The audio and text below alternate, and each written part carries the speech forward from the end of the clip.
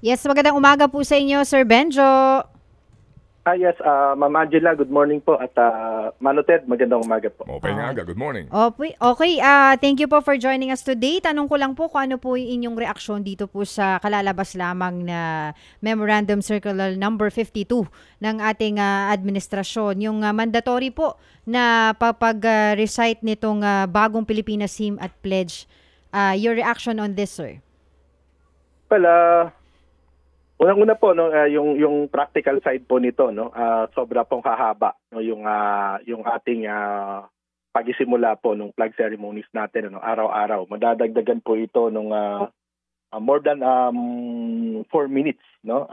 Ang may daragdag po dahil 3 minutes no, mahigit 3 minutes yung kanta tapos yung pledge ay mahigit 1 minuto no, mga 1 minute and 10 seconds no.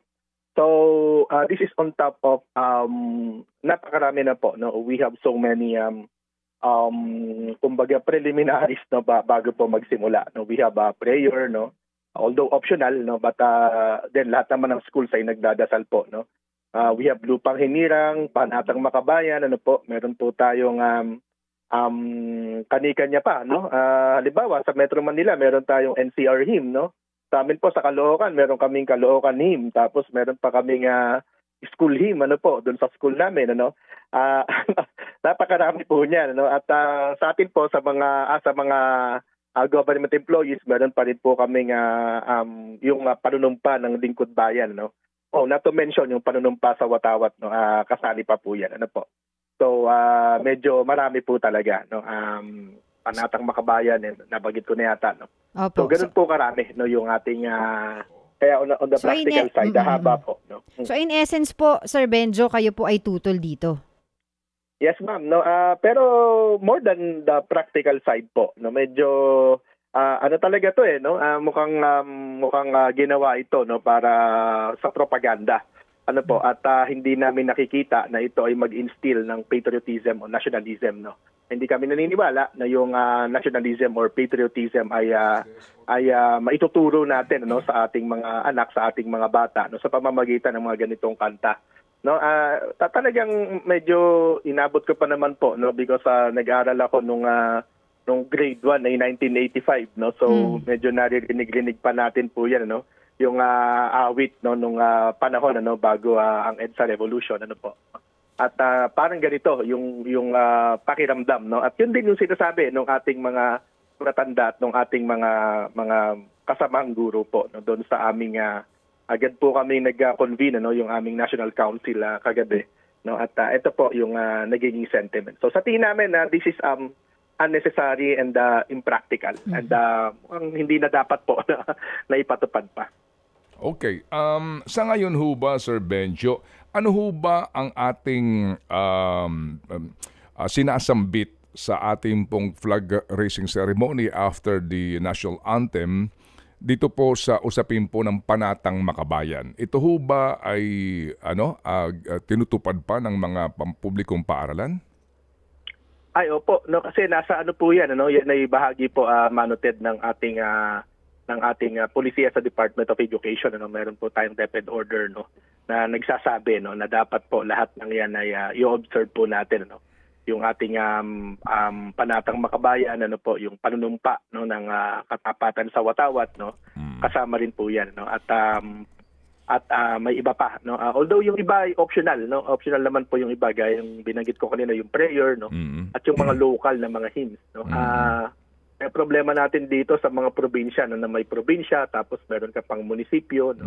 So nadaragdagan maliban pa doon sa regional hymn po ng ating mga Department of Education na regional offices. Opo. Hindi lang ako ngayon pamilyar kung ang pinatutupad ba ay yung memorandum DepEd order nung panahon ni Secretary Raul Roco. Kasi dito sinasabing nagkaroon tayo ng revised panatang makabayan. At dito nakalagay, the panatang makabayan shall be recited by school children and the youth every day at the beginning of the first subject of the day. Ito ba'y nangyayari pa ngayon o doon na lamang sa every Monday na flag raising ceremony plus itong or after flag raising ceremony araw-araw? Ay, hindi na po yan araw-araw, no? Meron na po kasi tayong bagong batas po, no? Yung flag and heraldic code, no? And then meron din tayong bagong DepEd order ng panahon ni Brother Armin.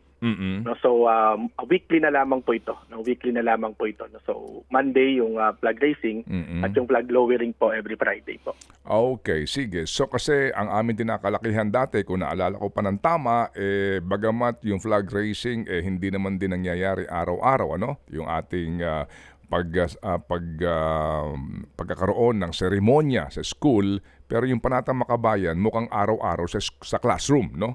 Ito yung parang talagang maisapuso mo itong mensahe ng Panatang Makabayan. O sige. So sa ngayon, ano ang balak niyong gawin? Meron ba kayo naiisip na anumang mga pamamaraan para maipaabot sa kinauukulan ang inyong hindi pagsang-ayon dito? Well, we have stated po, no, publicly, no, our yun nga po yung aming pagtutol po dito, no, and we hope po, no, yung ating gobyerno naman ay kinig, no, kasi sa totoong buhay, Mano Ted, no, nakita ko rin, nabasa ko rin yung lyrics, hindi rin naman siya hindi naman po sa pag-ano po, hindi rin maganda, no, hindi rin na at least man lang sana, no, doon lamang sa wordings po sana ay bumawi, pero parang hindi rin no. Medyo napakaganda na po nung ating pambansang awit, no. At itong pambansang awit natin dapat po tangkilikin natin po ito, no. But then again, gaya po ng sinasabi namin, hindi naman ito itong mga pag-observe ng mga ganito, hindi naman ito din manifestation ng pagmamahal sa bayan, kasi kadalasan compliance lang to, no. And redundancy pa nga, no, dahil itong pledge, no, yung bagong Pilipinas pledge, parang halos pareho din doon sa ating panunumpa-sa-watawat at Panatang Makabayan, na pinagsama, no. Mas maganda nga lang talaga, no, yung Panatang Makabayan dito, yung panunumpa-sa-watawat, po, no. So sa tingin po namin mukhang hindi na po ito dapat, no, na i-pursue pa ng ating pamahalaan, dahil doon, no, sa aking mga binanggit po, no, na practicality.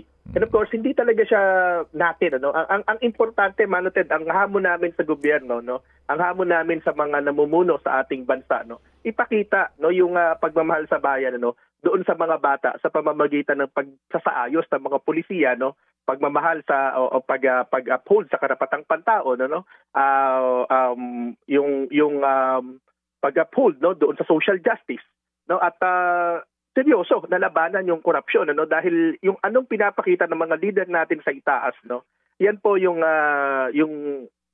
sa tingin ng mga bata, ganito po yung governance, no, at hindi po ganoon, dapat ang mag-prevail, no, sa ating society po ngayon. Opo, napakainam, klaro ng iyong mensahe, no?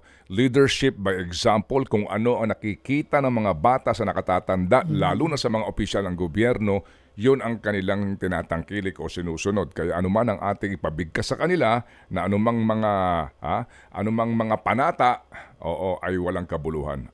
Ganun ang iyong take, Benjo. Tama po, tama. Okay, Benjo, mabuhay inyong hanay. Salamat na marami sa panahon na iyong iniukol sa aming programa. Yes, Mano Ted, maraming salamat po. Mabuhay, mabuhay. Thank you. Ted Filon at DJ Chacha. Ngayon, nasa Radyo 5, 92.3 News FM. Monday to Friday, 6 to 10 a.m.